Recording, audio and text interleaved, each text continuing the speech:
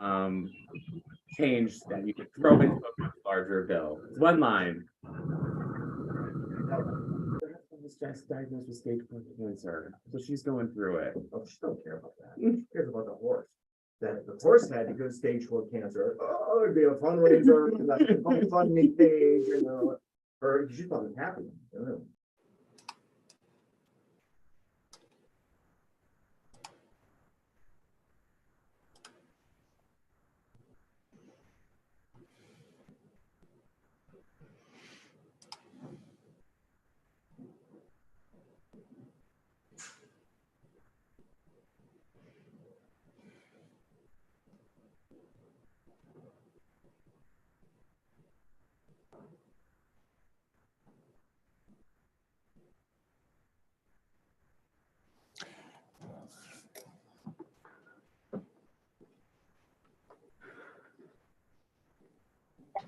Just to let everybody know, we are experiencing some technical difficulties with having the Zoom broadcast with the phone. So as soon as CTN Zoom broadcast hooked up, we will be able to go. Sorry for the inconvenience.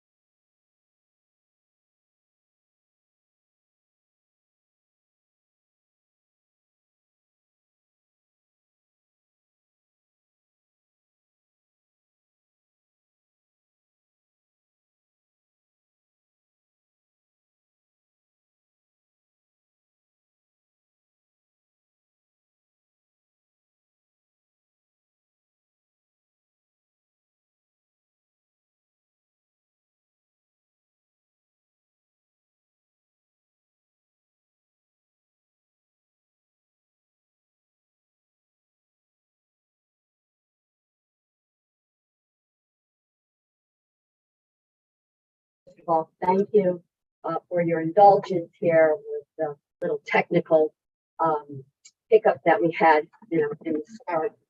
But we are up front. So I would like to welcome everyone here, my colleagues are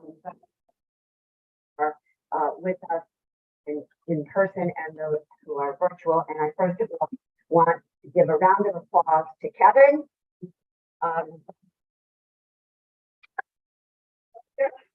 Yeah, help to get us online here. So my co-chair, Senator Mester, if you have an opening remark, sir. All yours. I guess the first comment is whether I was promoted or demoted. Oh, Senator, good. Okay.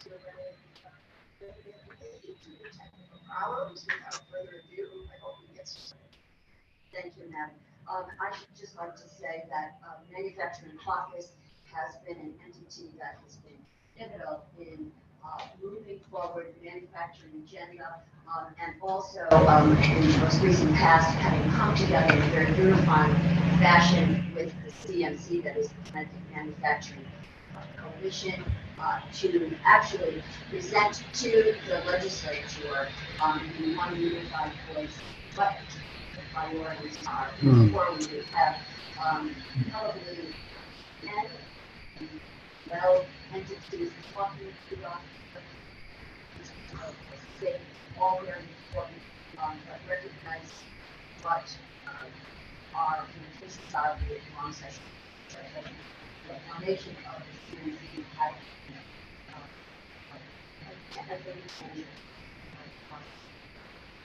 really attention, and by the way, four speakers on that group, first CNO, bar, but I can change that.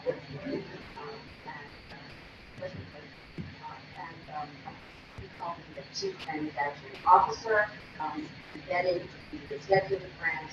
He has pivotal to us in the legislature.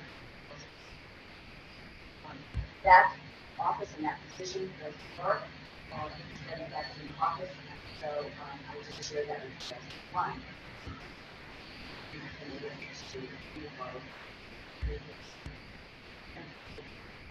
So what we will do today is ask legislators who are not members of the Commerce Group to be more efficient with time to introduce themselves very briefly, and we move on to our speakers so that for them first I'm Representative Representative has been advocate here for legislation to do to manufacturers next about introducing manufacturing as a career to children, to the middle school children, to try to begin to plant the seeds to them and their parents and address some of the very serious workforce shortages. Liz, are you with us? I am, Senator. Thank you very much. I appreciate that introduction. I heard, oh, Yep, that's what I was afraid of.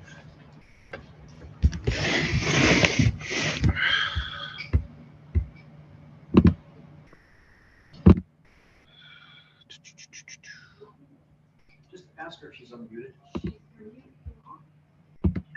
I heard that. I am unmuted. Are we getting her in here? It's not gonna work. We didn't go through the app because it wasn't updated. Yeah.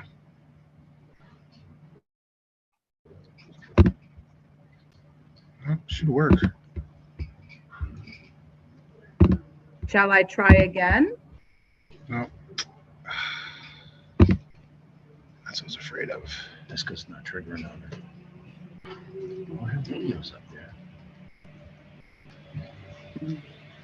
People are reading on Zoom call. If they need it, how do they need it?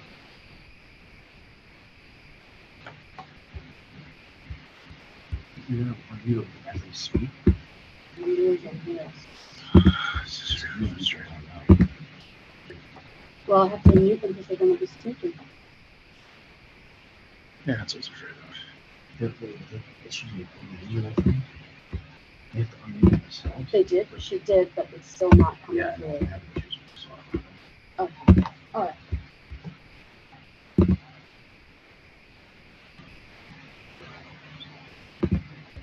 Yeah, I don't know. Everything's open. How long do you think they have to think they're pretty?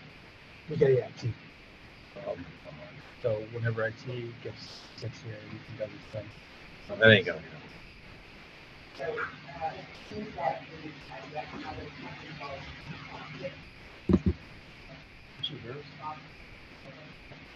We're trying to have all of our legislators and moving on to our exciting president.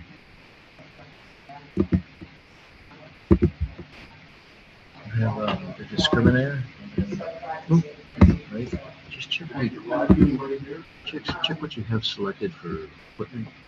Yeah, it's decimator. Oh, it is a decimator? Yeah, see, I even switched to it. But it still doesn't the work. microphone? Same as system or microphone real time. I think it's actually same. Oh, no, there's actually another option for that. But again, this isn't the app. Well, good morning, thank you. That's what. Yeah. Thank you very much. Senator Hartley, Governor does call me. Let me- See if we can IT can help us. Chief Manufacturing Officer. I was with Commissioner Bowden last week, and so the governor called me Commissioner Czar, so now we have a czar. Chief Manufacturing Officer is great. Well, first off, I'd like to start with my heartfelt thank you to the Manufacturing Caucus, to the Commerce Committee, to the CMC, and the full legislature and governor for giving me the best manufacturing job in the country. And I say that when I get feedback from around the nation, when I tell people what I do, and being the chief manufacturing officer, and the feedback that I consistently get is that sounds like the coolest job I've ever heard. And I will tell you that it's the coolest job you've ever heard in manufacturing. So I'm certainly enjoying this opportunity, and I'll be cycling on a year on February 7th. So I'll be on the job for a year in February. So what I'd like to do is just really brief you on the state of manufacturing and certainly what's going on. I'd like to talk to you a little bit about what I've learned over the past year, and then I'd like to talk to you about what we're doing about what I've learned and some of the solutions that we're working on as it relates to our manufacturing sector. So first, I'd like to share some things with you that you may or may not know about the manufacturing sector in Connecticut. We are number one in aircraft engine and airplane parts manufacturing in the country. 25% of all aircraft engines are manufactured here in the state of Connecticut. And again, we're competing against states like Texas, Florida, and California, and much larger states as well as it relates to that. But this is the heart of airplane engine manufacturers. You all know about Aerospace Alley that runs through Connecticut. We were number 2. We recently slipped to number 3 in defense spending per capita in the U.S. Now, when you consider that number 1 is Virginia, number 2 that just eked out above us is Hawaii, if you know those states, they have huge military installations. They have huge bases. In the state of Connecticut, we have 1 military base, the Groton subbases. So that investment from the Department of Defense is going into manufacturing. And as we all know, they make submarines, they make jet engines, helicopters, has a robust supply chain that is working in that sector as well. We're number 3 in manufacturing density. And what that means is there's 4,400 manufacturers that are within our state borders. So as I say, you can't swing a stick in Connecticut without hitting one of us. And that allows us to have an incredibly robust supply chain, but it also allows us to have unique diversity within our manufacturing sector. Chemical and pharmaceutical manufacturing is very strong in Connecticut. Medical devices and medical device manufacturing, metal stamping as well. And of course, some of my favorites. People ask me, what are some of your favorite manufacturers? Those, of course, are the food manufacturers. So if you ever want to go and meet a lesser evil in Danbury, Connecticut, which is a popcorn factory, let me know. It is one of the best smelling manufacturers that we have in the state. We're number 4 in the U.S. for productivity of employees. And we're number 4 for the most innovative economy. And that productivity and innovation is really a part of Connecticut's DNA. And it's part of what makes us attractive to other manufacturing companies when they look at the state of Connecticut, is the fact that we are very highly productive and we're very highly innovative.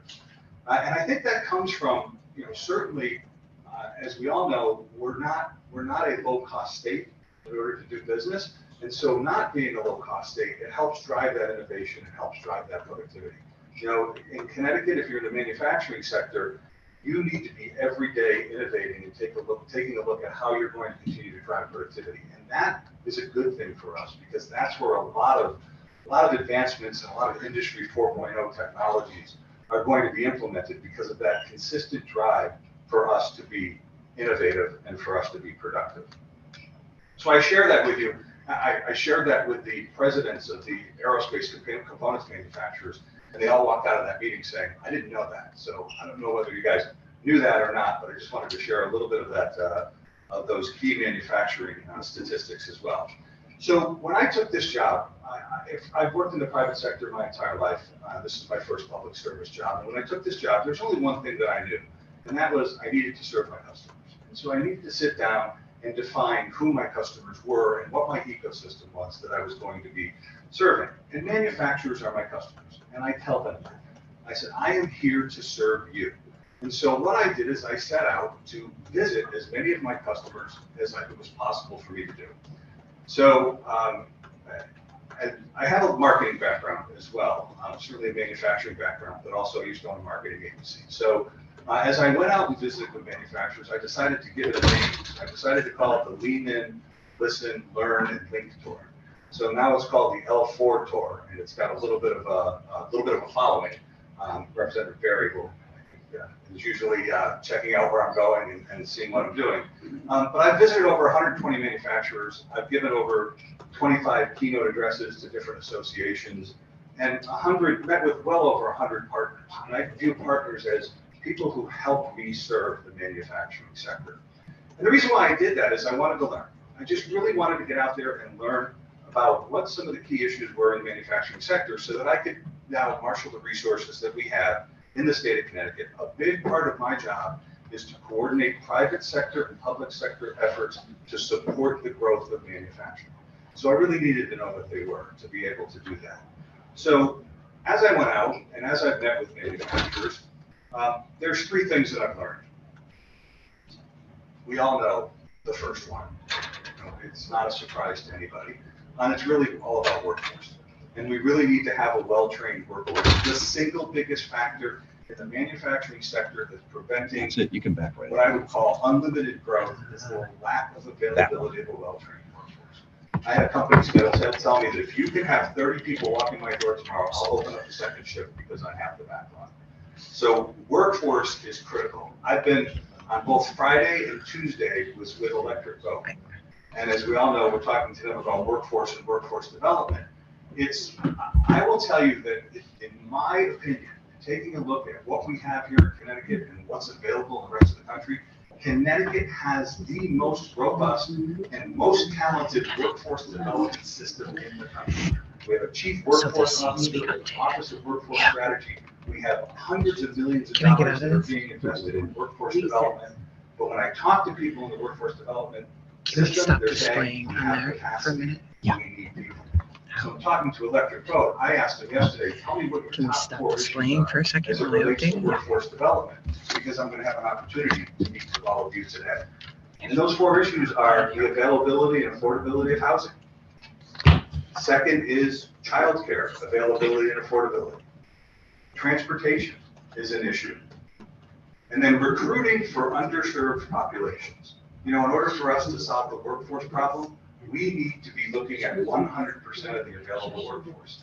And so we really need to take a look at underserved populations. We need to take a look at people with disabilities to work in manufacturing. We need to look at second chance opportunities as well. And we're doing all of that, but we really need to have a better focused effort on that. And at the national level, we really need to look at having a really robust immigration policy so that we can get, you know, we're all from somewhere. And if you look in the manufacturing sectors tend to be the United Nations of business and industry.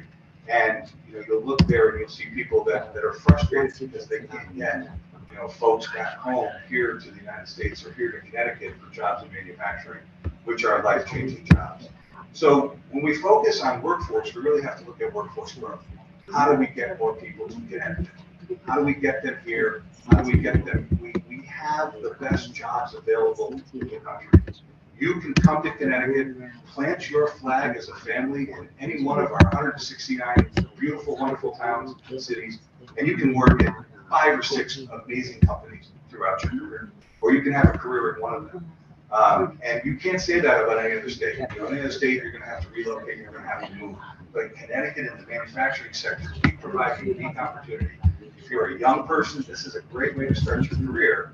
And then if you want to start a family, where better to raise a family in Connecticut with our education system, our quality of life, our quality of healthcare. I'm Carol. So we need to do a better job of workforce growth and getting more people to come here to the state while we're continuing to work on workforce development issues. Out of my office, through the Manufacturing Innovation Fund, which generously provide us with funding on an annual basis, we're doing a hearts and minds advertising. No. Changing the perception of Yeah, manufacturing. we're just going to upload And our our software. theme and is then we can- made here by me.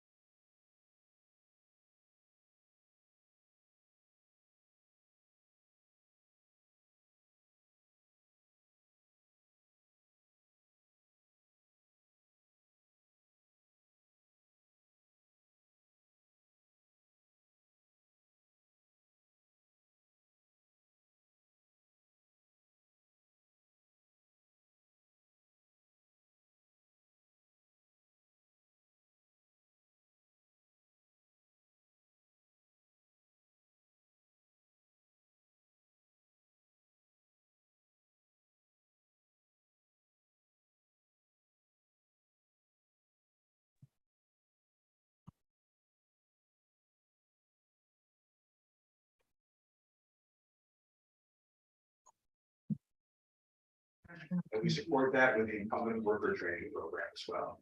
The manufacturing voucher program.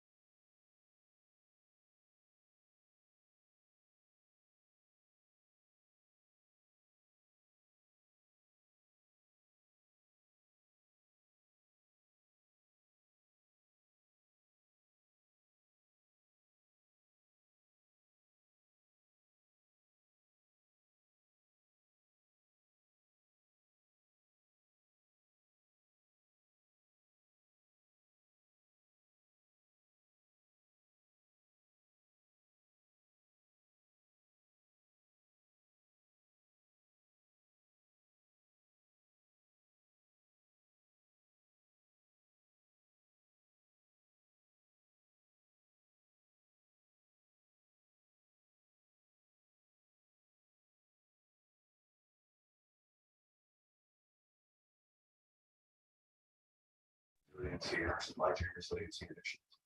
And then, the foundation of everything that we do in Connecticut in manufacturing is all around innovation. It's all around how we're going to continue to innovate, invest in innovation, support that innovation in the manufacturing ecosystem. Called the Digital Model Initiative, which will roll out federal funding for what we're calling digital.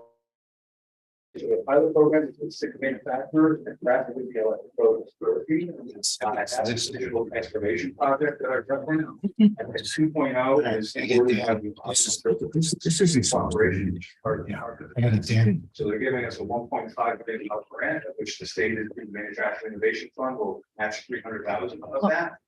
And we're going to roll out the digital model initiative to the Connecticut Defense Supply Chain. That's going to be 2.0.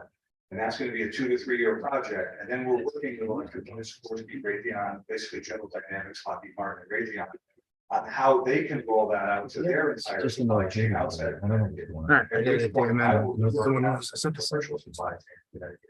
then, implement digital model initiative in the commercial supply chain. It is currently available through CDAT in the commercial supply chain. So if there's anybody that's interested in digital transformation, the resources fully exist at CDAT Concept at Central Connecticut State University. So we can work on this now. The federal grant is really focused on defense supply chain, because it's federal money, the most federal money is available. So we're working on that project as well. And that's an industry 4.0 technology, and that's one of the things that came out of industry 4.0. We're looking at additive manufacturing. President of Pratt just told us that about 70% of parts that are produced on an aircraft for the next 20 years will be done through additive manufacturing. That's the 3D printing of ours. They've committed to at least 50% of the R&D for additive manufacturing for the small manufacturing. And I'll show a hand with manufacturing stuff. It's ready for that. We are on a full quarter along with the president, has announced AM forward. It's added the manufacturing programs to the federal level, which is involved with. And then we're involved here at the state level with the benefits on advanced technology. Other programs that we're working at the manufacturing. Cybersecurity is important, and that's an important issue that we're working on in the manufacturing sector. And then also looking at de-risking some technology investments and how do we help manufacturers? What I would tell manufacturers when they're thinking about any technology, getting your car above the seat back. Organization off of their end, it's free for you to do that. Once you do that, you get clear thinking about what it is that you want to do, and then come back to concept and the other organization, talk about your plan, and then come back to the state for funding through the MIA. So we have this integrated system where we are helping manufacturers do innovation, we're helping expand their thinking around innovation, and then we're helping them to implement that as well. Some other things. I was recently on a podcast in America, and I was asked what my two biggest challenges are, and I said, well, again, we're all the workforce. And I have 5 strategic objectives. One's around build a robust workforce, create a healthy manufacturing ecosystem, drive a culture of innovation, make sure that we have collaboration and cooperation within the manufacturing ecosystem, and then to drive communication. Relentlessly communicate with all stakeholders. I was asked what are my 2 biggest priorities and challenges, and workforce is number 1. Number 2 is communication. It really is getting the word out of what we're doing. More importantly, getting the feedback of what we need, and then communicating that, and then get people to sit in a room together to work together. And so a lot of my job is just bringing folks together and saying, how are we going to solve problems? I'm in the process of developing the strategic plan for manufacturing, and I'll be delivering that in February. So I hope I have an opportunity to come back here again in February to share with you the manufacturing strategic plan. I will tell you that version 1.0 is going to be what I call a skinny version, in that if you're expecting an 80-page report on manufacturing and all that ecosystem, that's not what it's going to be. I've in fact challenged my team to get it to 1 page. They think I'm crazy, so it'll be somewhere around 15 pages or so. But what it is going to have 3 or 4 key objectives that we want to accomplish. So we want to start this momentum of getting things accomplished, getting things done, and then every year expanding the manufacturing strategic plan to become larger and larger. So I've seen strategic plans from states that have been 80 to 100 pages, and they sit on a shelf and they implement nothing. In my mind, the hunter who chases 3 rabbits catches none. So I'm going after just 1 rabbit. I want to be able to catch it. I want to be able to make sure that we affect real change here in Connecticut in the manufacturing ecosystem through the implementation of the strategic plan. So some other things that we're working on I've talked about the voucher program, the incumbent worker training program, the internship program. We're doing career roadshows. We're standing up, and that's for students. So we had 1,000 middle school and high school kids come through the Aerospace Component Manufacturer show, funded by the Manufacturing Innovation Fund, that is all designed about getting kids excited about careers in manufacturing. We're in the process of standing up an organization in Connecticut called Forge. Forge will take entrepreneurs from napkin to commercialization. So if it's invented in Connecticut, I want to make it in Connecticut. So we're standing that up, and we'll see a press release from the governor around that coming up in the next month or so as well. And then the huge opportunity that we have as it relates to manufacturing outside of everything else that I've talked about is clean energy and renewable energy sources and what's going on with offshore wind. I think, as you all know, with the investment that we've made in State Pier, the offshore wind industry is coming to Connecticut. It's coming fast. 50% of the spend in offshore wind is around operations and maintenance, which is supply chain, which means we need to get the Connecticut manufacturing base ready to take on this work here in our state versus having it go to other states for the work to be done, or worse, having it done overseas where there's a more robust offshore wind industry. So as I'm currently the lead on offshore wind for the state, so we're marshaling those resources to make sure that we can stand up State Pier. We have the resources that we need, but working to make sure that we're providing support for the supply chain across the state of Connecticut. This is not a Southeastern. We need the entire resources of the state of Connecticut, all manufacturers in the state of Connecticut, to understand what the offshore wind capabilities are. We're working with the tier 1 suppliers to understand their needs and building bridges to the manufacturing sector to be able to make sure that it's manufacturing here in Connecticut first. So we look at clean energy, offshore wind, electric vehicles, hydrogen and hydrogen hubs we're working on as well in the manufacturing sector. And then we're also looking at what we can do to attract business. And we have DECD has a tremendous partnership with Advanced CT, which is our economic development arm that works on business attraction. I will tell you that their director of advanced manufacturing has 39 active projects. These are 39 companies, manufacturing companies that want to plant a flag in Connecticut. So we need a workforce to support them. You know, some manufacturers aren't happy to hear that, but they might be supply chain companies that might be able to help us out. I am fully confident that we're going to continue to grow our workforce, and we're going to continue to solve our workforce challenges through a multi-pronged approach with, as we talked about, with housing and childcare and technology, making sure that we're getting 100% of the workforce as well. But the workforce, supply chain, innovation, and growing our industry. So it really is all about the three pillars are our workforce growth and development, supply chain resiliency, growing the industry, all supported on a foundation of innovation. Everything we do is all about innovation. When we look at kind of where we are today and where we're going, we've just started.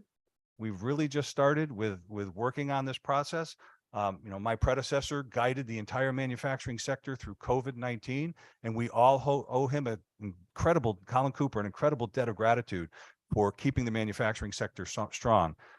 November of 2022, employment in the manufacturing sector was greater than employment of March of 2020 before the pandemic. So the manufacturing sector from an employment perspective has fully recovered from the pandemic as of November 2022. So it's only up from here. We're going to continue to grow the manufacturing sector. We're going to continue to drive the economy here in the state of Connecticut. We'll continue to provide life-changing careers, and we're grateful for the support of the legislature for the Manufacturing Innovation Fund. And as you've gotten probably a flavor from all of the things that we're doing and the money that we're investing, we've invested the money that you've given us well. And we hope that we can continue to get a significant investment in the Manufacturing Innovation Fund so that we can continue to drive manufacturing in Connecticut and continue to help grow our economy. We did have the annual report for MIF. It's printed, it's digital. So if you'd like a copy of it, I've sent it out to, I think, the caucus, and I know Senator Hartley and the Commerce Committee has this. If you don't have it, I've given you my card, send me an email. I'll be happy to share you this.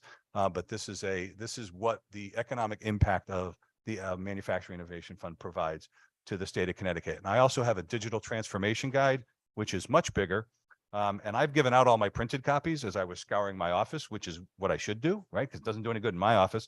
So if you'd like that, I have a digital copy as well. So thank you for your time. Thank you for your attention. More importantly, thank you for your support. The manufacturers in Connecticut are grateful for the support of the legislature, grateful for the support of the governor, and again, grateful for the fact that Connecticut is the only state with a chief manufacturing officer that works in the executive branch of government. Thank you so much, Paul. And that was an awful lot. Listen, yeah, we're looking for the one rabbit too. Okay, that's what this caucus and this Commerce Committee is all about.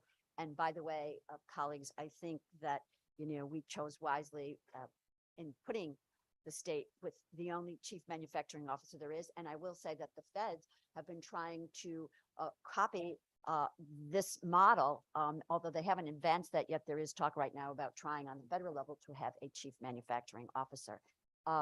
Listen, we've had a bumpy ride this morning with our technology, but I'm going to quickly just ask, Paul, you might stay in case there's a comment from some of the members, but to just quickly introduce themselves, the folks in the room, and then I think we might be at the point where we can also let the other legislators who are in the Zoom room introduce themselves.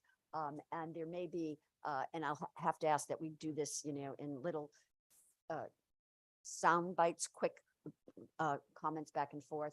And this will really be our first exchange of many as we begin to flush out our priorities here on the committee. So I'll start with my colleague and my good friend from the great city of Waterbury, Representative Napoli. Hi, thank you all for being here. Thanks, Paul, for your good work. And Senator Hartley, thank you for your dedication to these issues that support manufacturers in Connecticut. It's a pleasure to work with you this session, and any help that we can do to help you advance this important cause, please feel free to let us know. Thanks. Thank you. Thank you, Madam Chair. David Michel from Stamford. Happy to be on this caucus and looking forward to entertain more conversations about the manufacturing with offshore wind. As a brief comment, we had requested a comparison of manufacturing and environmental impacts between several techniques in offshore wind footing. And the Tufts University came out with a study, and the results are out, and we're looking at 30 times the amount of jobs. So I know you mentioned some of the secondary steel probably, and all the little bits and pieces that go around it, but we should be manufacturing entirely ourselves the footing for those turbines. Thank you. Sorry. Absolutely.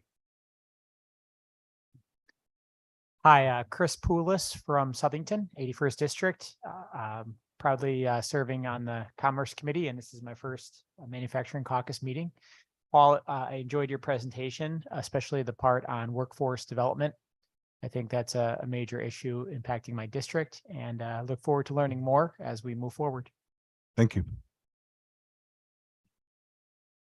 Good afternoon. I'm Jill Berry. I proudly represent District 31, which is Glastonbury. I am not on the Commerce Committee, but I represent many great manufacturers, and I'm really excited to be here. Workforce development, especially for the disabled community, is very important to me, and I look forward to working with you. Okay. Thank you. State Representative Holly Cheeseman, representing the 37th District. I have a great example in my part of the state, the Eastern Workforce Investment Board with a manufacturing pipeline.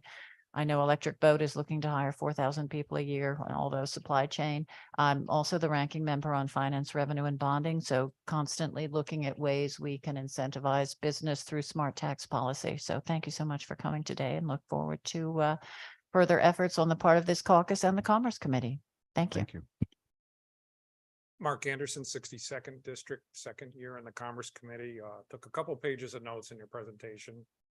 I know that in the as far as the workforce, we're losing people, at a very high rate. So I know it's urgent that we improve the environment for the workforce quickly. Thank you. Representative Tammy Zalistowski, 61st District, which is Suffield, East Granby, and now Windsor Locks, 3 of the 4 towns in the Bradley Development League, which Paul visited not too long ago to be able to get some information about our area. We're pretty heavy in aerospace. Our major problem I'd see is the poaching of employees from our suppliers into our larger companies. I know that it's a good training ground, but it's something that if we could get more people starting, we won't have to worry about that problem. So I appreciate it. And Madam Chair, thank you for reconvening this in person. It's good to be back.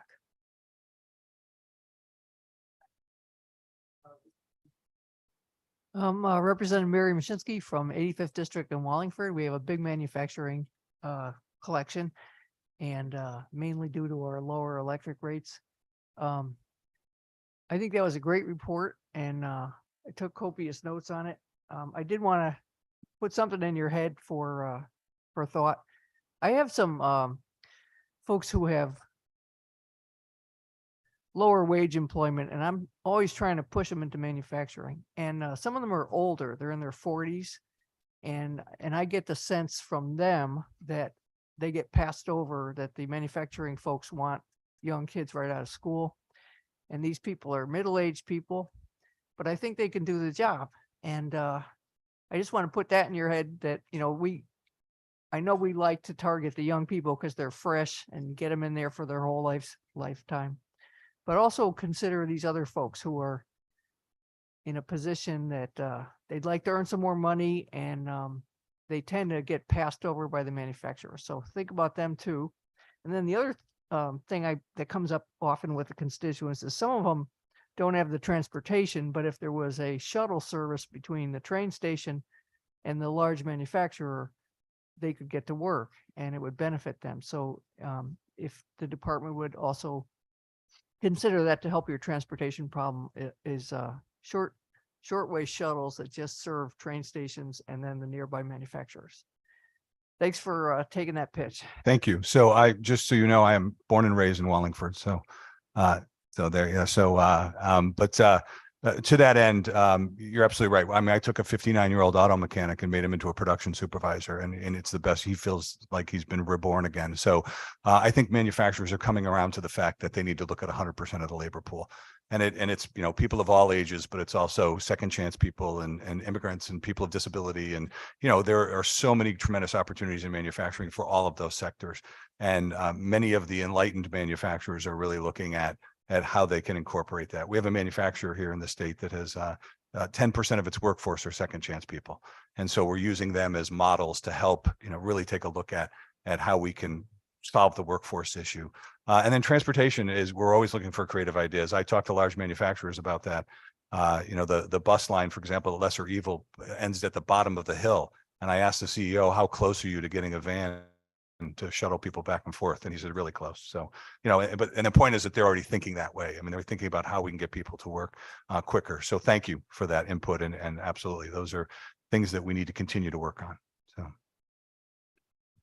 And I think Representative Simpson is with us.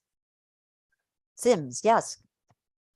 Do you want to come and take a mic? Yes. We're glad to have you here. Sorry.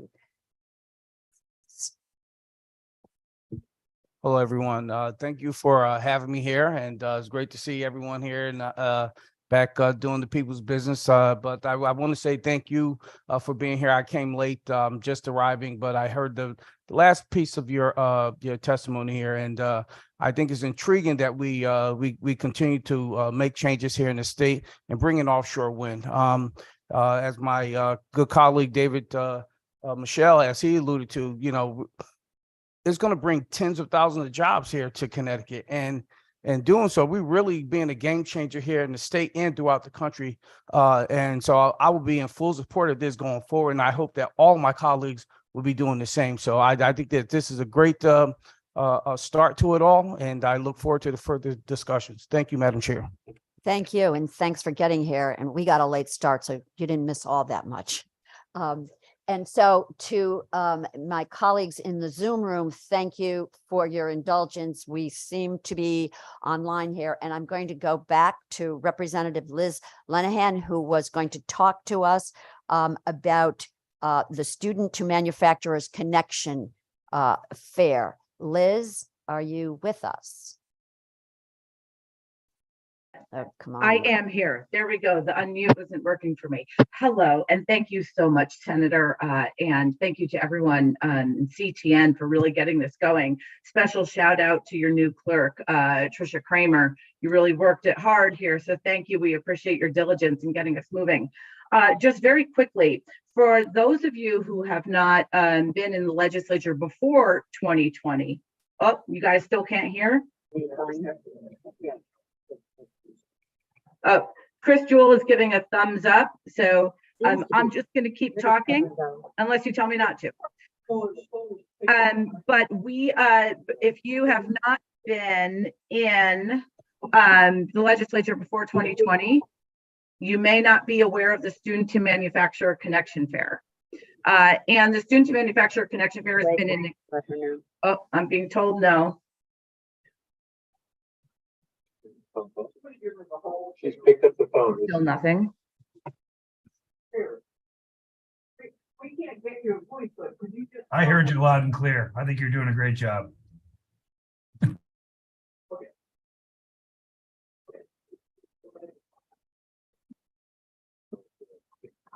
Okay,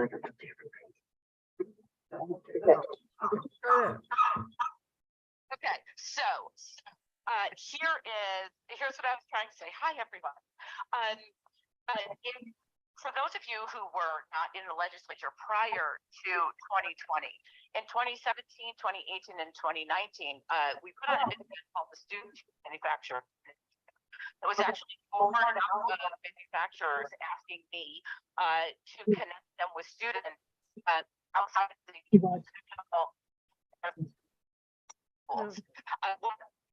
This was actually a major event where we came over the first floor of the Capitol and we brought over 500 students to come meet with manufacturers and start the pre-apprenticeship process. This has been incredibly successful. successful, not only in our schools, but also with manufacturers. And bringing it back. We had to stop because of COVID, and we are now bringing it back for this year. And the Manufacturing Caucus is going to be a big part of that. So while we're working right now with the Office of Legislative Management to find a specific date to do this again in the springtime, the work now is to get people to come to the event. And that's where this caucus is going to be very important. We will provide you with materials about exactly what the event is, and we ask that you reach out to your schools. Typically, it was done for grades 12. We are now opening it up this year for middle school students to talk to them about advanced manufacturing. Additionally, we are going to have a breakout room specifically for parents to introduce them to exactly what is manufacturing. We have spoken to many manufacturers who have found that there is a barrier to entry because parents believe that manufacturing is, you know, a dirty, messy, so essentially, and now they're on hopefully it's working, but I'll stay with both. Essentially, what we're looking for is to have legislators join us in reaching out to their local manufacturers and their classrooms to invite people to come to this. We have actually had numerous students who were hired by manufacturers at the event who are now making more than $60,000 a year without any college debt. So this is really important, not only to the pipeline, but also to our students and to having kids go forward without that debt. So you will be receiving information. We do ask again, contact us with any questions. And when I say us, it's myself and Representative Rochelle has been kind enough to join me this year in getting this off the ground again. But if you have any other ideas, I would appreciate that. We are also looking for sponsors of manufacturers who are willing to help us with bags for the students for when they come in. So there are some sponsorship opportunities there. We will be providing you with information in the next 2 weeks. And I thank you for putting up with the lack of audio and our technical difficulties to hear about the Student to Manufacturer Connection Fair. Thank you, Madam Chair, and to everybody on the panel. Thank you. Thank you, Liz. And yeah, we'll talk. So we still seem to have this glitch about being muted. So I want to recognize the other legislators who are in the Zoom room. Because I don't believe we're going to be able to allow them, unfortunately, to introduce themselves. But thanks for hanging in there with us. But the legislators who are in the Zoom room are Rep. Leeper and what else we have? That's it? Okay.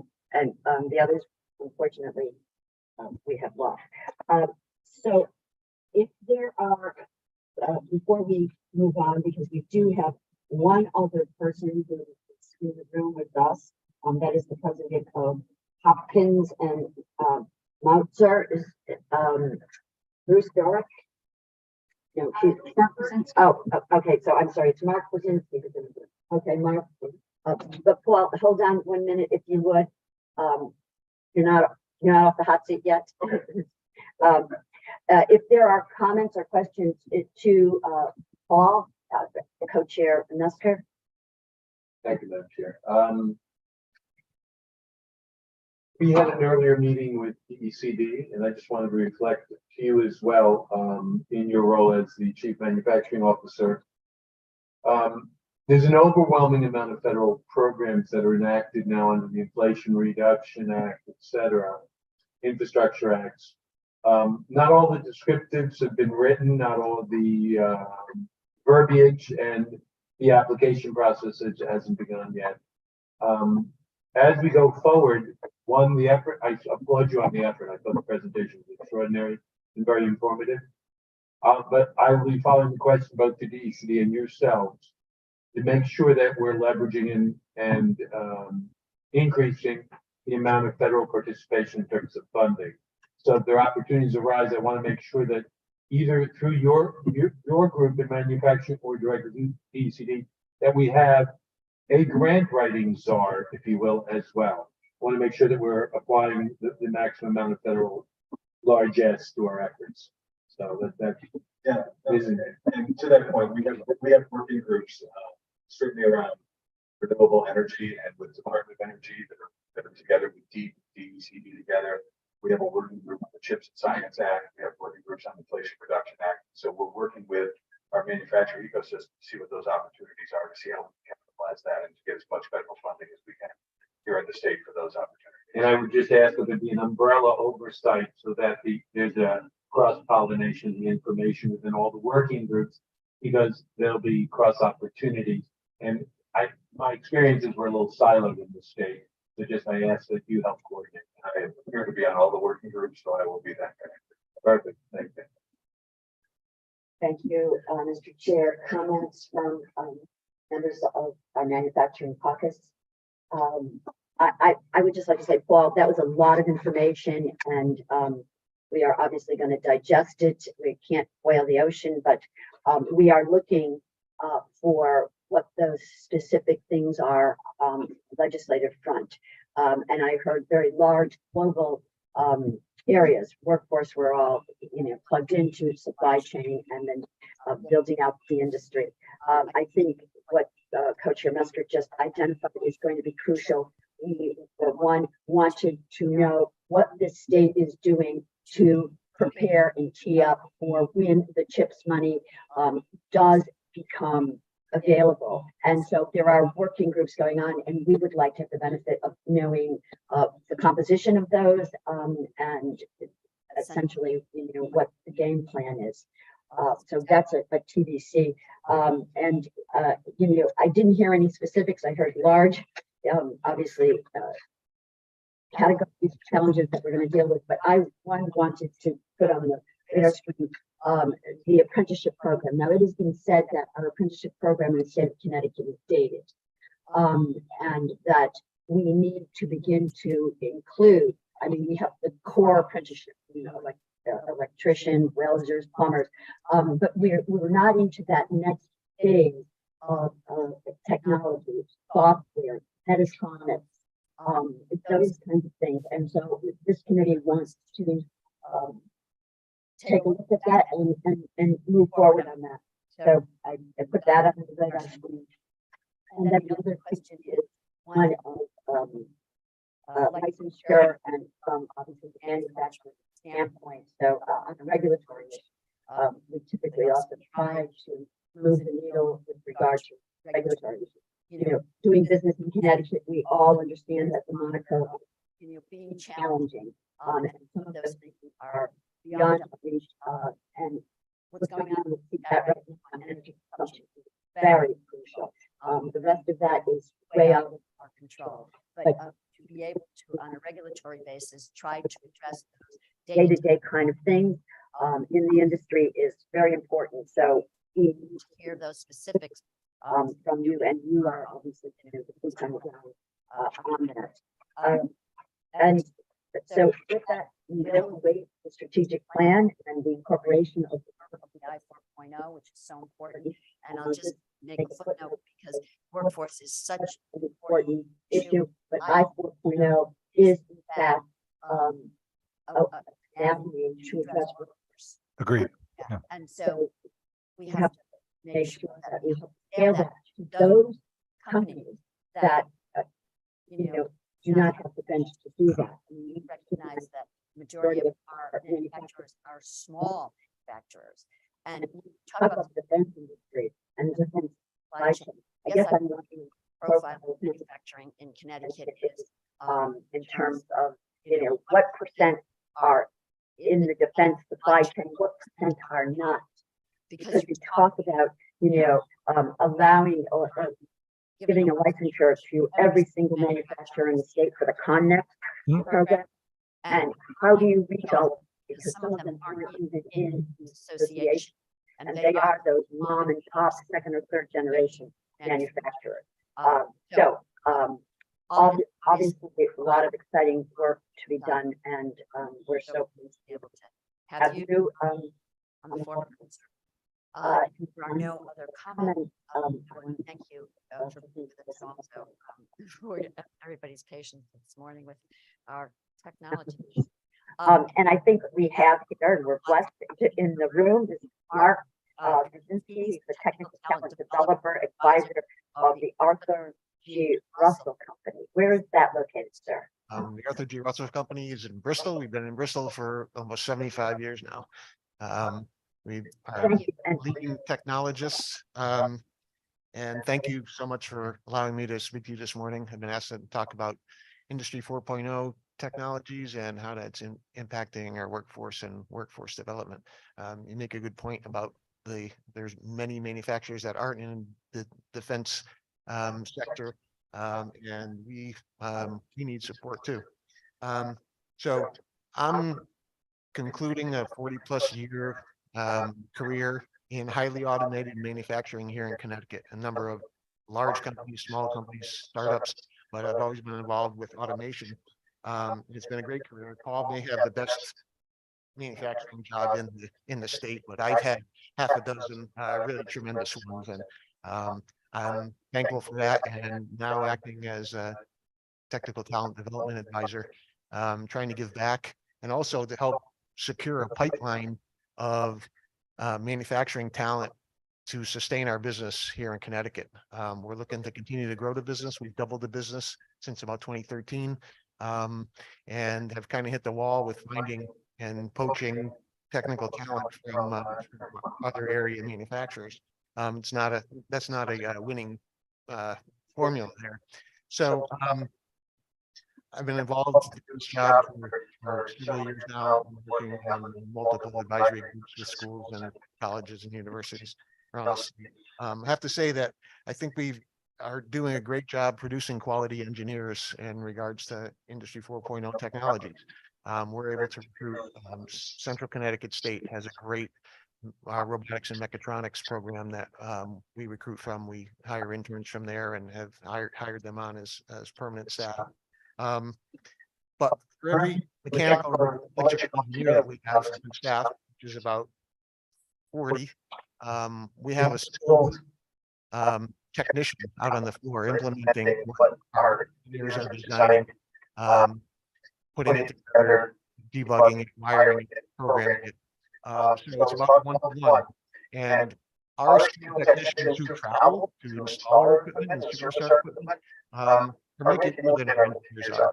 These aren't degree technicians. They're multi-skilled technicians, and the growth of Industry 4.0 technology, it exploded, has created a need for a new breed of technician, advanced manufacturing technician, knowing basics of electrical, mechanical, and programming to be able to implement and debug our system as well as services in the field. And we're seeing that with our customers. Our customers no longer have the staff to be able to maintain the technology that they're buying from us. They're asking us to support that.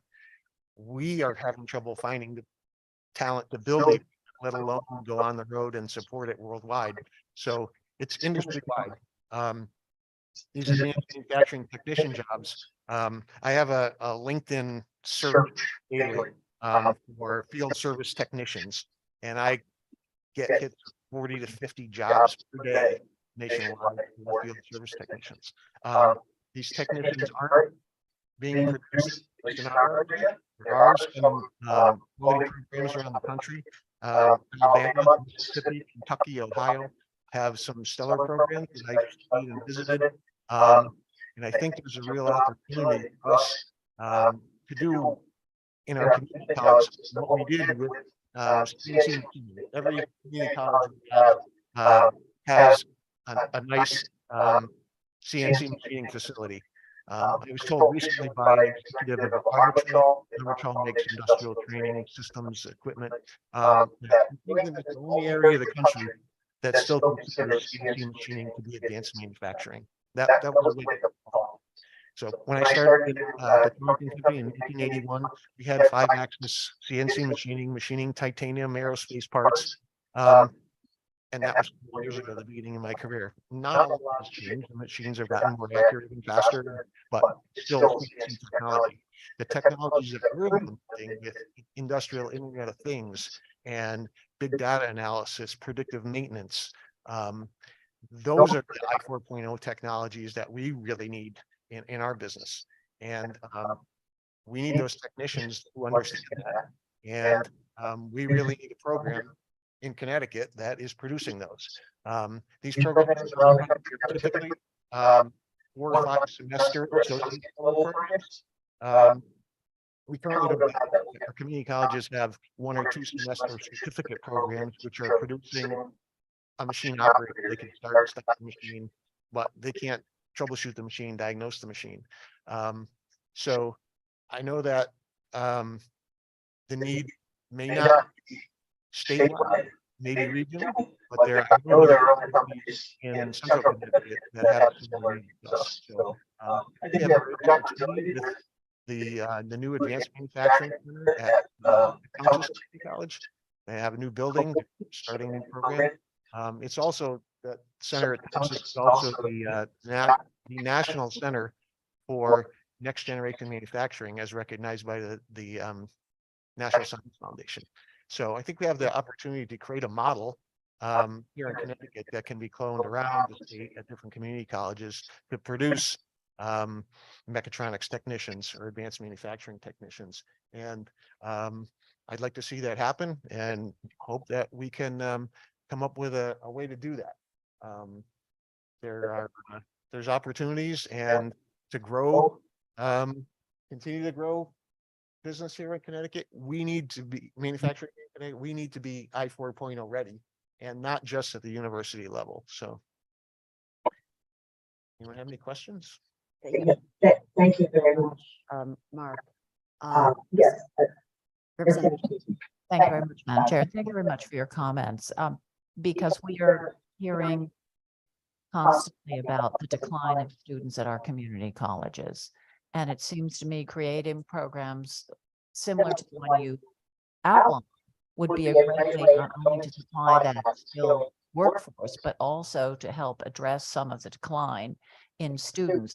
When you look at the programs in other states, did they partner actively with manufacturers? I know in the early days of the automotive industry, when BMW, Mercedes were going to southern states, they in effect sat down with the community colleges and said, these are the skills we need. These are the courses you need to outline. What is the best way to create the kind of program you would like? As I say, using, the need we have to put more bottom in the seat at our community colleges, but also provide our manufacturers the skilled workforce they need.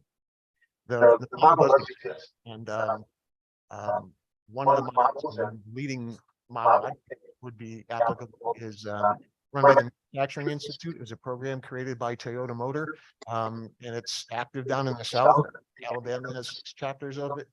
Mississippi has multiple chapters. It's called FAME, it's a Federation for Advanced Manufacturing Education. And it's spearheaded by the Manufacturing Institute. And it's exactly what you say. It's a group of area companies that come together and say, we will support cohorts through your program at the community college. So a lot of the problem is lack of enrollment. If 20 companies come together and say, this is the kind of program that we want, and we will guarantee you enrollment in this program, and then the companies dictate or guide the curriculum specifically. A good former mentee of mine and a co-worker, he's now president of Southern Community College, started a new chapter of FAME, and their need is injection molding, tool makers and injection molding technicians. They tailor their program around that, and they have a guaranteed cohort. You start the program, and this is a fairly rigorous program. It's not a 2-semester certificate. It's a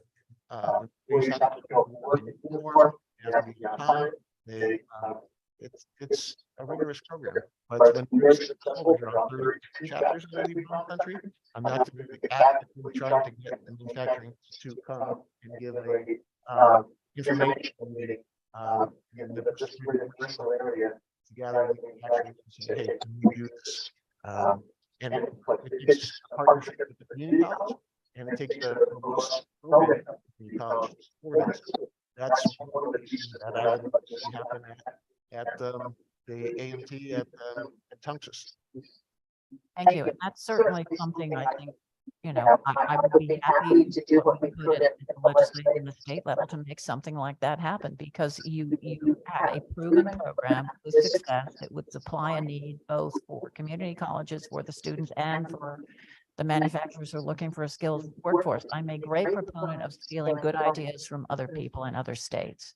Why reinvent the wheel? So I didn't know whether you would wanted to weigh in on this. I just think this is where putting time and effort, replicating programs that we know succeed elsewhere that can give us the desired outcomes. Yeah, so absolutely. So the president of the Manufacturing Institute lives in Glastonbury, Connecticut. So, and it's a Washington DC based organization. She moved here during the pandemic for quality of life issues. So, so Carolyn, Lee, and I have met and talked about FAME. It is a manufacturer driven program. So it really has to be this coalition. So as you talked about, when manufacturers moved down south, that was driven by a manufacturer, not dissimilar to what's happening in the southeastern part of the state with the EWIB and the pipeline being driven by electric boat. So to Mark's point, Mark needs to marshal an organization of manufacturers to get enough of critical mass so the community colleges will be able to look at that and say, yes, we can support it. And I will give you 100% guarantee that the community colleges will support it. They're very hungry for these kinds of relationships. We have tremendous relationships with all of our universities. So FAME would be a catalyst for that. And we have a vehicle to support that. That's the Manufacturing Innovation Fund, which Mark sits on my board for the Manufacturing Innovation Fund. So, and I'm always asking for them to bring us really good ideas that we can help fund and support. So your continued funding of the Manufacturing Innovation Fund will allow opportunities like this to continue to be capitalized on. Well, And we appreciate having people like Mark getting us new ideas. Sorry, Madam Chair, one quick question. I just love to pursue this. So how do we get the message out to the manufacturers that they need to get on board if they want the skilled workforce, because we can create this program? I'm a great believer, we do everything we can at the state level to support manufacturers, but I'm also a believer, let's have some skin in the game here. We are trying to help you, but we need you to demonstrate that this is your commitment as well. So how do we get the manufacturers on board? I spoke with Mark Aletta, who's president of Manufacturer CT, just an event last week about mustering support for this informational meeting for FAME in our area, because Mark's business Bauer is very similar to our business with custom machinery and high-tech skills. So, and there are others in the area, and we are trying to pick a date to get Carolyn and Tony Davis from the Manufacturing Institute have a meeting and gather this to get this kicked off. So to that point, I didn't mention it earlier, not that I, give you another initiative, but as I told you, one of my biggest issues is communication. So I'm actually, we're launching for my office an manufacturing ambassador program. And it's designed around educating anybody who's interested in manufacturing about all of these opportunities. So communication is really is our second biggest challenge. And so through these ambassadors, we'll be able to talk about things like this in mechatronics and FAME. And while they're out there talking to the manufacturing community, we'll be able to get the word out. So we're building infrastructure, and the CMC, of which Manufacturing CT is a member, is a great vehicle to push these through, because that's the non-manufacturing association. So we're building this communication infrastructure to get the word out to manufacturers. And again, we're trying to reach every manufacturer, because of Connex, we won't, but we won't rest until we do, right? So that's what we're going to keep doing. So, but that's a key issue. One thing I just like to mention, one thing that the Manufacturing Institute is stressing is that these are highly regional programs. They need to be centered within close proximity to the community college for this, to make it convenient for the students and the manufacturers, because it's a work study. It's an apprenticeship program where the students are going to school 2 days a week and they're working 3 days a week, getting paid while they're going, getting an associate's degree debt free. But they need to be regional. And I would like to see us take advantage of the opportunity at Tungus with the new building, greenfield opportunity to create a model that can be cloned in the eastern part of the state, in the southwestern part of the state. So, and you tailor those programs to the local area businesses.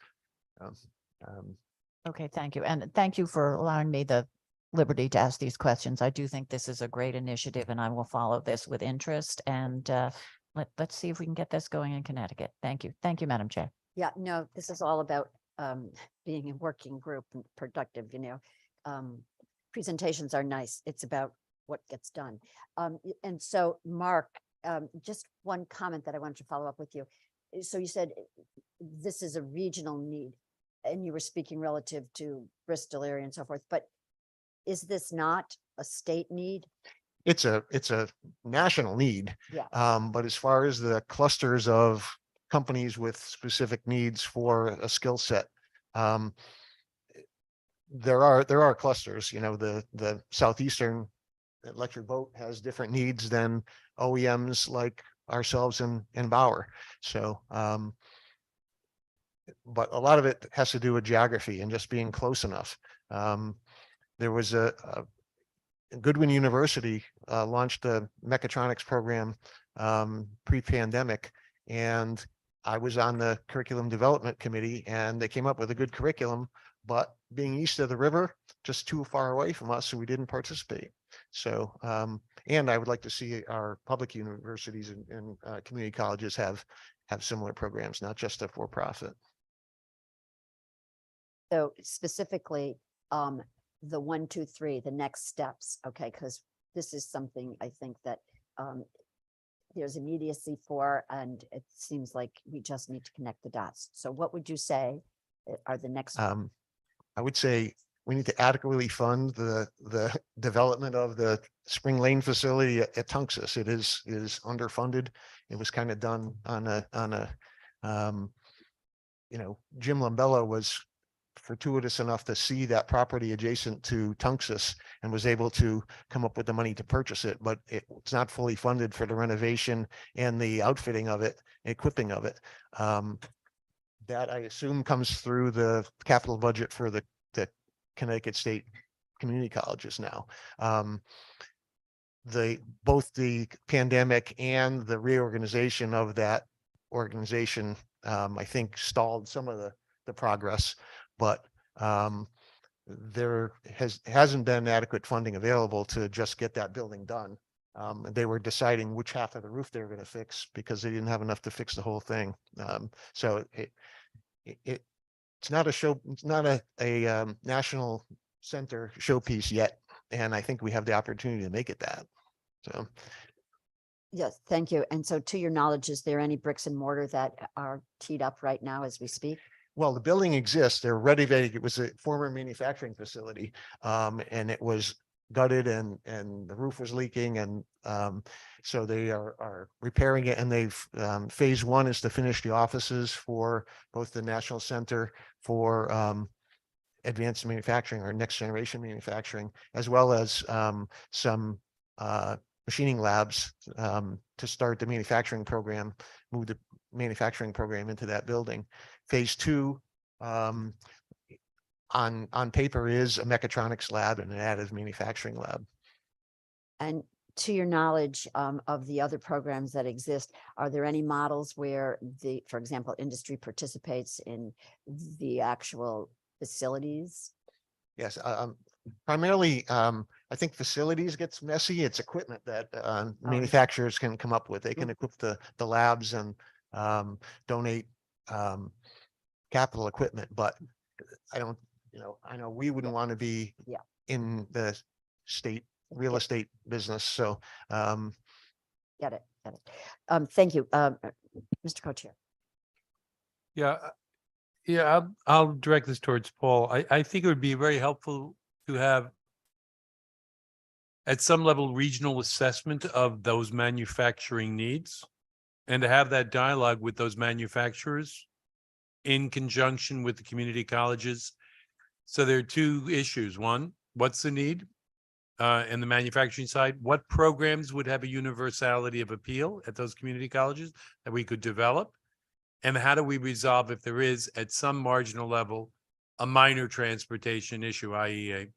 can there be vans, et cetera, that we can help either through encourage the development of transportation?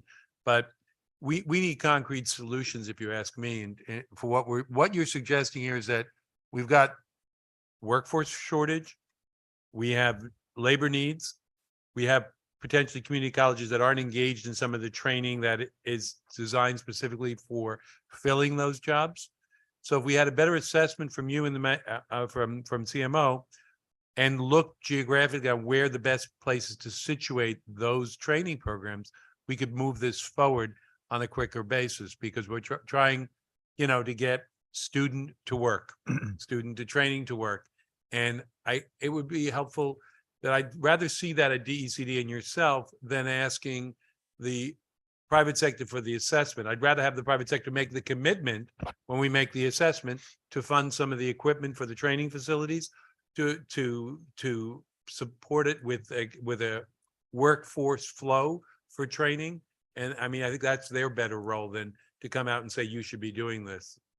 Yeah, personally. no, and so that's one of the things that over the past year that has been one of the key learning experiences for me as well, is I'll tell you that our education system, and I'm on the board of the technical high schools now and been on for about 3 months. And with our technical high schools and our community colleges, I've had several meetings with them, and they are all very, very eager and willing to have curriculum that meets the needs of industry.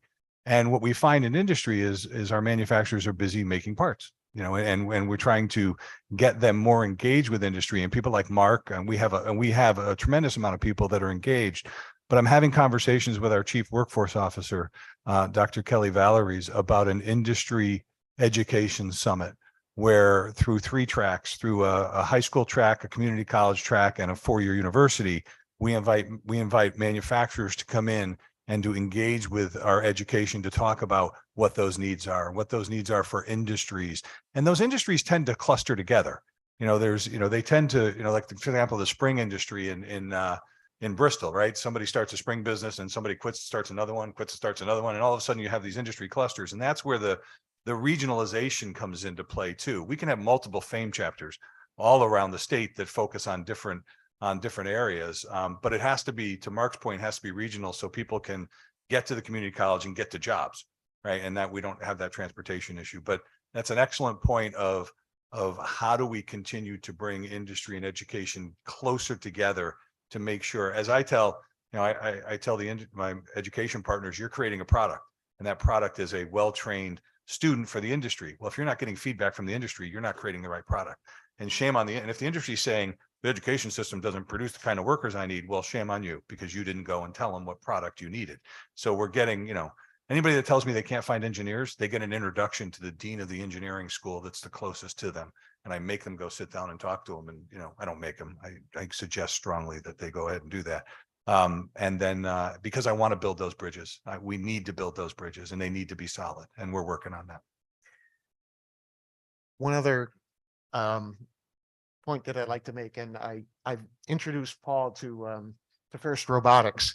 Arthur G. Russell Company actually sponsors a FIRST Robotics team in our building. We gave them our mezzanine. There's a dozen kids up there during the season right now, every night from 6 to 9 o'clock, and they have access to our shop, and we give paid time off, matching paid time off to our employees who mentor the team. And that was very selfish in that we wanted to identify those kids interested in the technologies that we implement. And we currently have one of our rising star female design engineers was one of the founders, a homeschooled student who founded Operation Peace, which is our robotics team. One other piece of the supply side puzzle, we're trying to identify the kids who might be interested in these programs. Those FIRST Robotics kids, there's over 50 FIRST Robotics teams in Connecticut. There's 500 in Michigan, but 50 in Connecticut. Those kids are working with the technologies that we utilize every day at a very high level, and they're doing it because they're passionate about it. And so one of the opportunities, again, at Spring Lane that I've identified and I've talked to Jim Lambella about, and we're trying to have a kickoff meeting, is that they're going to have about 20,000 square feet of excess space in the building that they purchased, with no plans for the immediate future for that. I visited Kettering University out in Flint, Michigan, who started the first robotics community center in the country out there. That's become a centerpiece of their university. It's their recruiting tool, and 30% of their undergraduates at Kettering are FIRST robotics alumni. So I've proposed, and we formed an alliance of 3 local FIRST robotics teams. We're forming a 501c3 to help facilitate the development of a community robotics center, hopefully centered at Spring Lane, in the excess space at Spring Lane at Tunxus. And all we really are asking for is access to that excess space, and we will raise a center, facilitate it, schedule it. And so bringing hundreds of kids passionate about technology to a mechatronics program at Tunxus Community College, I think is a very good idea. And I would challenge anybody to tell me that it isn't. So that's another initiative. You bring the kids, you have the program, and you get them jobs with it through a FAME chapter. That's a winning recipe in my book. And another, certain communities, East Line, where we went to that event, Paul, East Line has FIRST Lego League starting in 1st grade, right? One of the students that toured Paul around had started in 4th grade. So getting these kids early through funding of robotics programs, starting in elementary school, continuing in the middle school, and going on into high school, just leads a natural progression to STEM careers, not just engineering, but they're great team building, project management, all kinds of skills built through FIRST robotics. So anything that the legislature could do to help fund those kind of educational programs is a win for manufacturing. Yeah, thanks, Mark. And I was going to ask you, so you compare us in terms of the number of robotic teams, and we seem to be, kind of lagging behind. How is it that other states have so many more such teams? Well, Michigan and New Hampshire, I know, are 2 states that fully fund FIRST robotics teams. It's significant investment to fund a FIRST robotics team. We're a sponsor.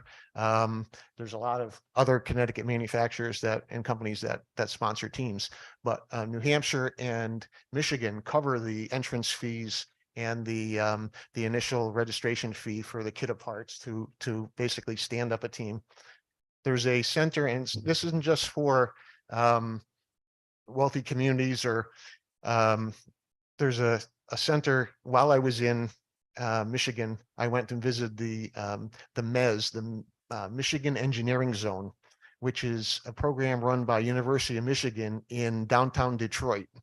They have a very small facility. I think it's less than 10,000 square feet.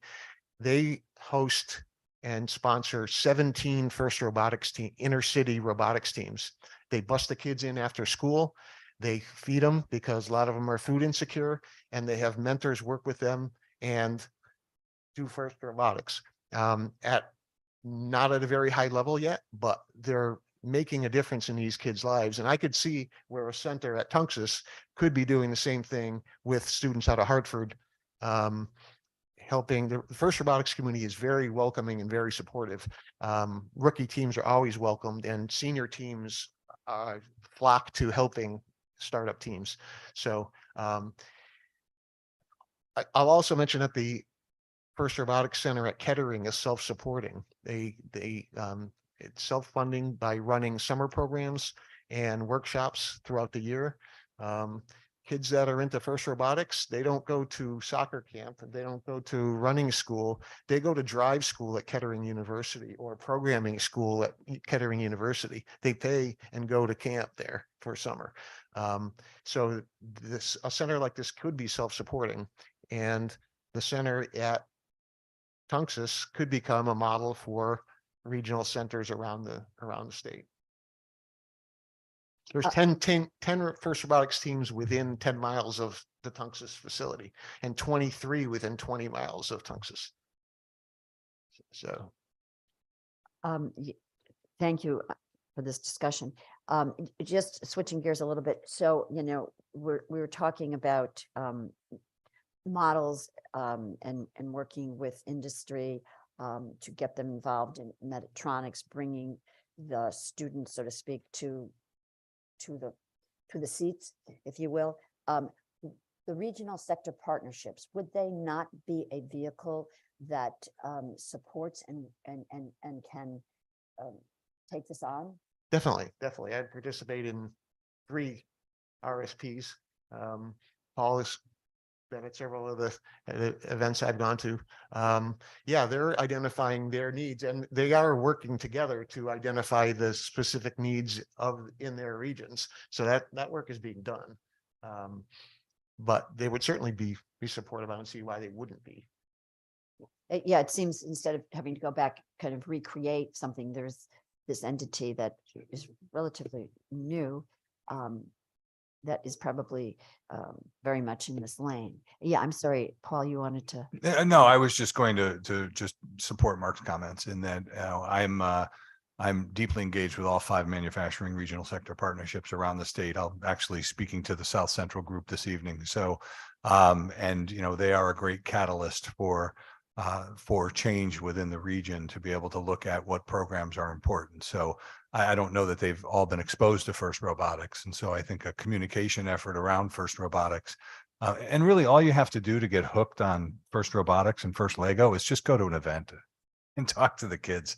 It's amazing. It's absolutely amazing. And they are such great feeder programs into getting kids excited about manufacturing opportunities. And to Mark's point, it's, when I look at workforce development, I look at the entire ecosystem. So you take a look at FIRST Lego and FIRST Robotics, and you took a look at maker spaces and camps and STEM camps and anywhere where we have folks getting kids excited about getting careers in manufacturing.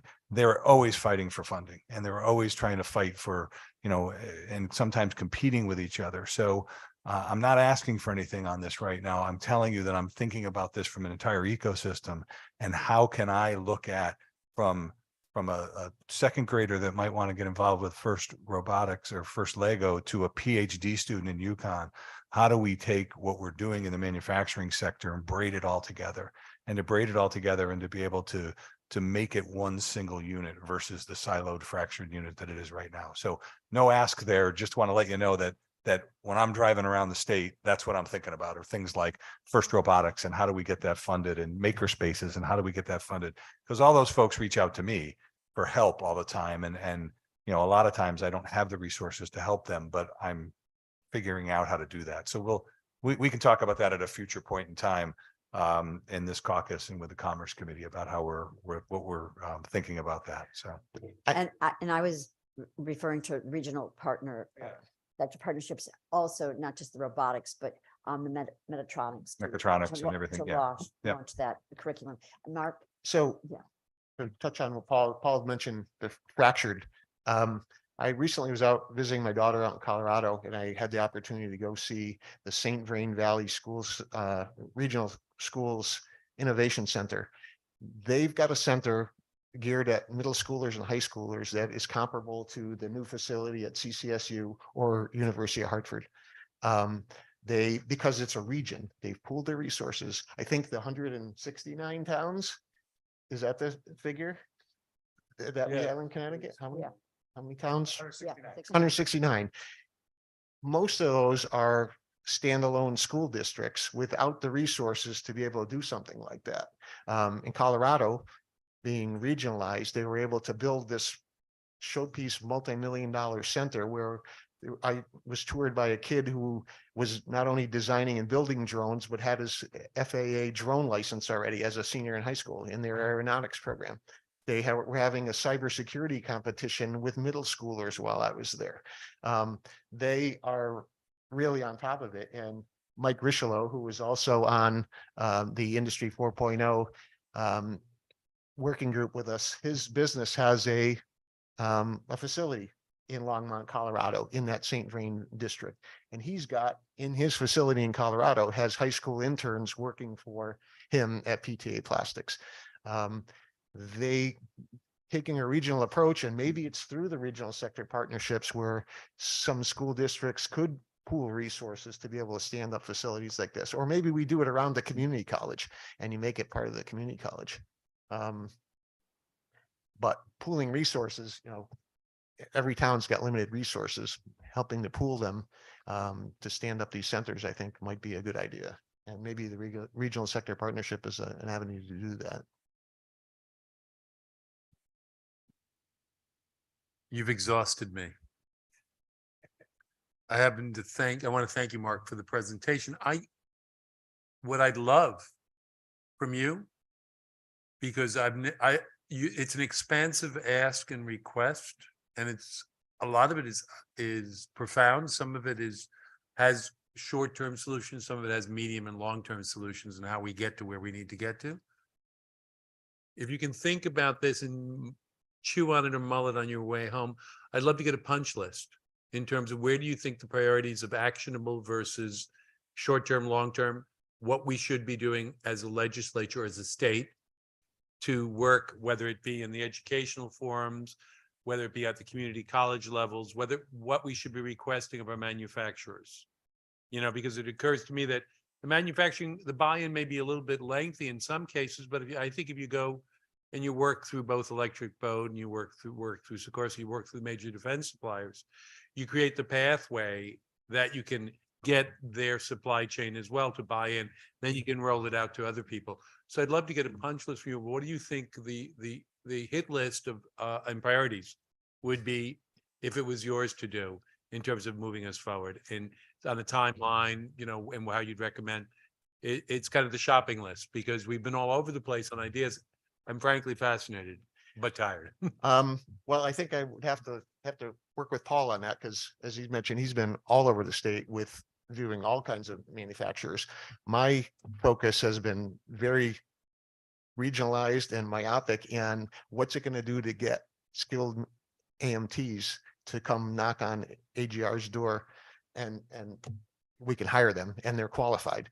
So I've been thinking, sorry, Mark, if I interrupt, I'm thinking more along the recommendations you saw with the automobiles and other states and some of the activities. You had a good breadth of knowledge there. I'm just interested, like particularly with what your ideas on what we could do there. That's why. And how they potentially could be scalable to other areas of the state. Quite frankly, Mark, if you just focused on your ideas around Tunxus and mechatronics there and First Robotics, that would give you a pretty good punch list. I'm hoping that someday I will be able to retire when there is a program at Tunxus that I can go and recruit from. So that's one thing that having a regional robotics center would allow. It would allow not only companies to go recruit there, but also to help mentor. It's difficult. It's a tall ask to mentor First Robotics team, because it's very time intensive during the build season. And like I said, those kids are there every night and Saturdays right now. And some of our mentors are there every night and Saturdays with them. But for myself, I would love to be able to go and present to multiple teams and give a session on pneumatics or something like that. And I think having a regional center would allow that, and would have a space where companies could interact with these high achieving kids. And I think Paul will agree that these are very high achieving kids. They're the kids that we want to hire. And when I recruit on college campuses, one of the first questions I ask is, are you first alum? Because if they are, I know the skill set that they bring, the experiences that they've had, and that they're passionate about doing what we do. So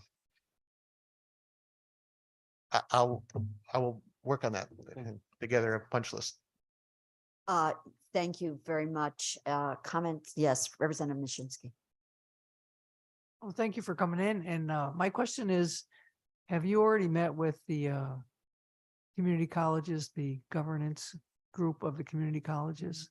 I'm specifically trying to get some manufacturing training in South Central Connecticut. We have a lot of nursing training, but not a lot of advanced manufacturing training. I've made my pitch to Dr. John Maduco, the new president of the CT Community College, and Jim Lambella, he was a regional president. He's now executive vice president of community partnerships. And so Jim is supportive of my ideas and trying to get time on his schedule at Spring Lane so I can introduce the board of the Central Connecticut Robotics Alliance, which we formed to be able to form this center there. And hopefully that's going to be within weeks. We're going to meet with Jim and the staff. Karen Racina Birch, who is the principal investigator, I guess is her title, for the National Science Foundation for the National Center for Next Generation Manufacturing, is on board. I hosted her and other people from Tunxus, as well as Beatrice Gutierrez from Concept at a FIRST Robotics competition in Hartford last year to show them firsthand what I've been talking about these kids.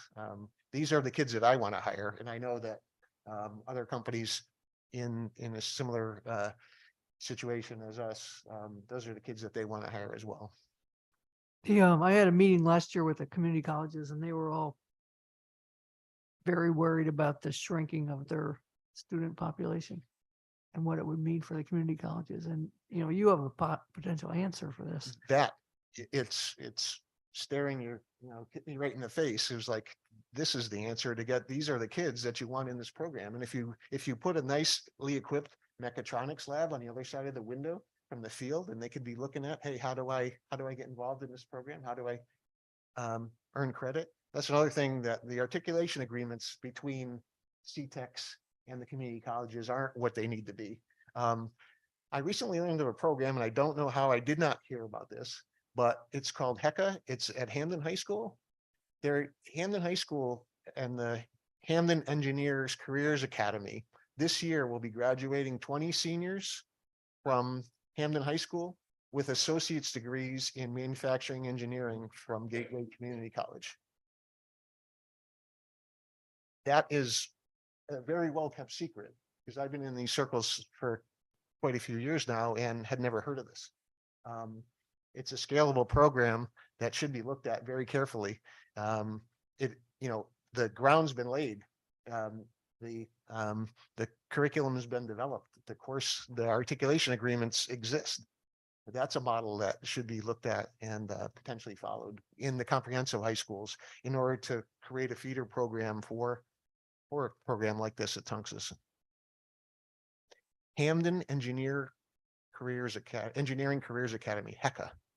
If you Google HECA, you'll come up with, they've built small, dedicated a couple classrooms in the high school. They have a machine shop, additive lab, and a CAD classroom. So the students learn CAD, they learn the basics of manufacturing engineering. Very impressive.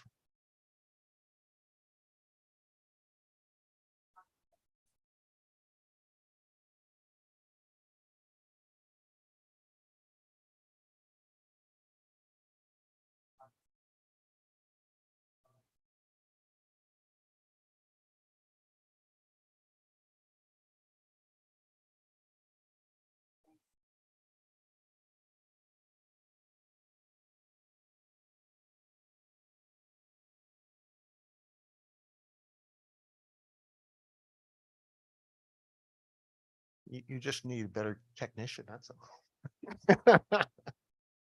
Thank you very much for allowing me to speak to you today.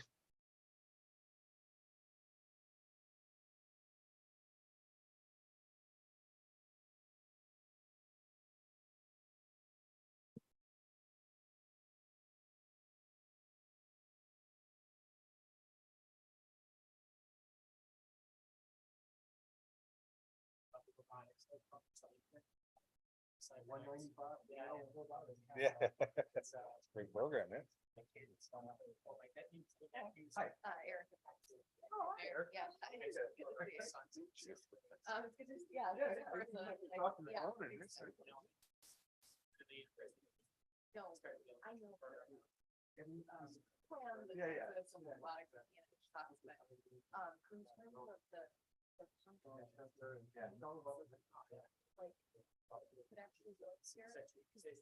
Really like village.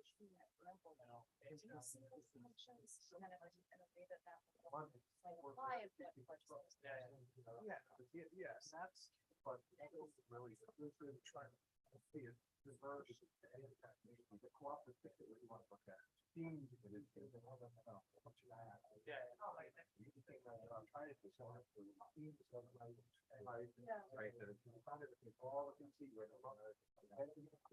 We'll be able to capture that.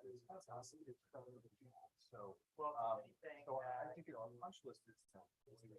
Mark has some.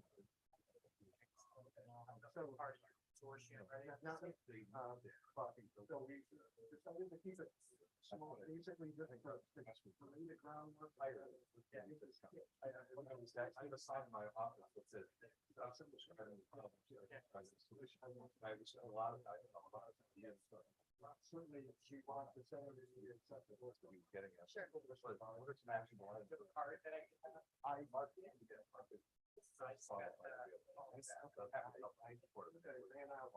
I think it's that's it is. But he's on the front line, right? I'm happy to support Mark, but Mark should have got more this morning. You mentioned earlier the plan, the board. When is that? So I've committed to Senator Hartley. Okay. It's not a week here.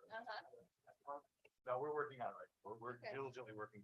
I'd like to bring it to the leader and then to the caucus. The leadership in February, the caucus in March. Get the leadership. And then kind of this big question. Here, but you know, one of the big pieces that puts things up is just making this happen. Yeah, I'll send you just a quick note and then again. And you know, we have to one example here, but I'm wondering, and actually it was really interesting stuff that Senator Hartley asked about the partners. So is that some of that can help in my conversation?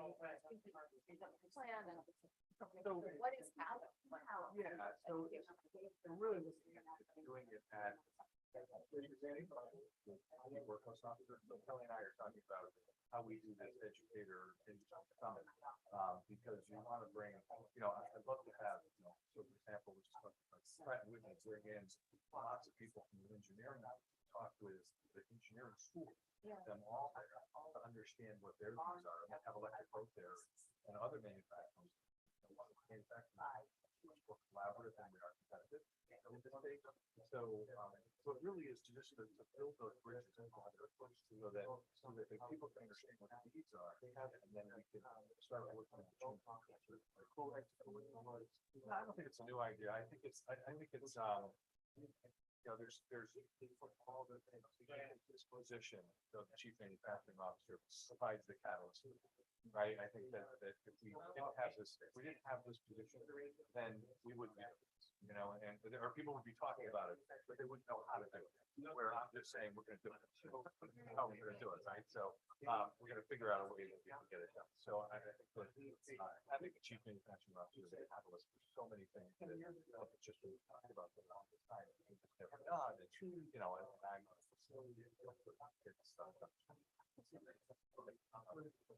yeah, thank you. I grew up on Spring Street, so right by the cemetery. Early,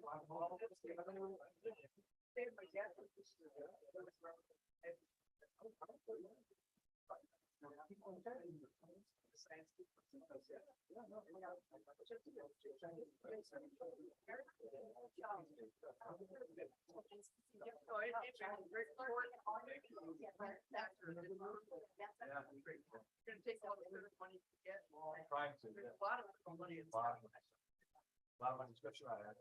What do you have to do?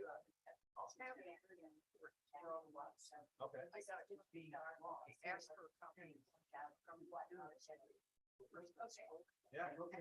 Turned over their only company. I mean, their own company is with them. Yeah. You're going to see what photograph video. Okay. But it's got all the each territory. What happened. Oh, all right, really? So like it's same. Yeah, we have folks that are already. So. Okay, Right. yeah. Now, Okay, yeah. I'm not gonna get your report. No, just a picture of it. Yeah. I can see if I can hunt it down. What's that? No. My portable office. I spend little time in the office, so yeah. I'm just. I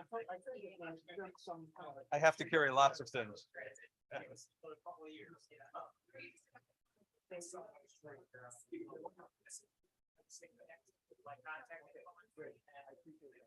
Keep me in your radar and selling very much. So, you know, we're gonna be hopefully be presenting, so we're all process we can move through our board members are and what our additions. Literally all of this. It's just give us all access to that to your state. And we can take us the whole thing started because the professor was a medical, I think, looked for close to 2.5%. Now it's just post 9 who has so you have each team has their own have a small team test and then there's undergrads.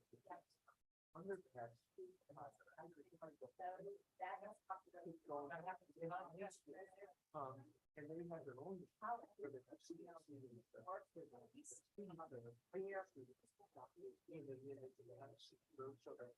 if they go to play in very well. Great model. So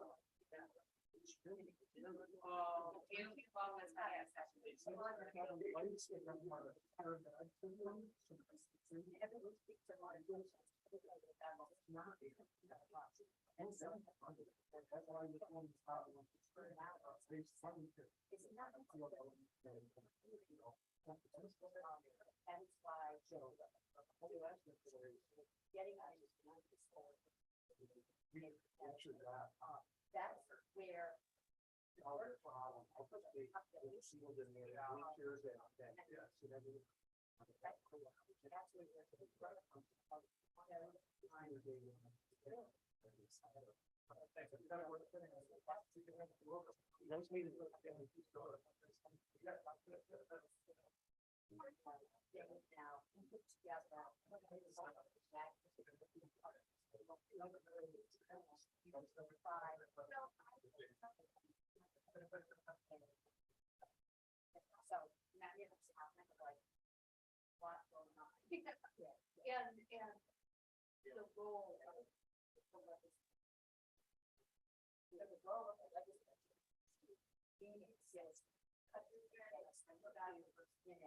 Recognize where there aren't those connections. Listen, governing and all collaborators, hand in the bridge.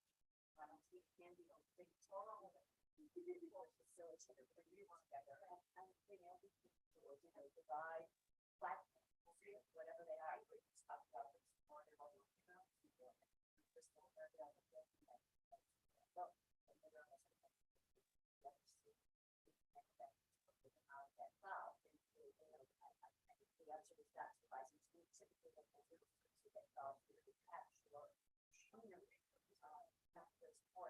So, you know, it's okay. So we try to do. Hey, nice to meet you. You too. Yeah. Well, the non-functional ability. And we know that.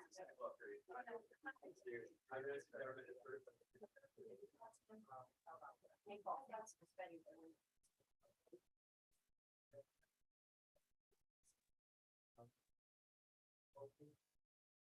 Yeah.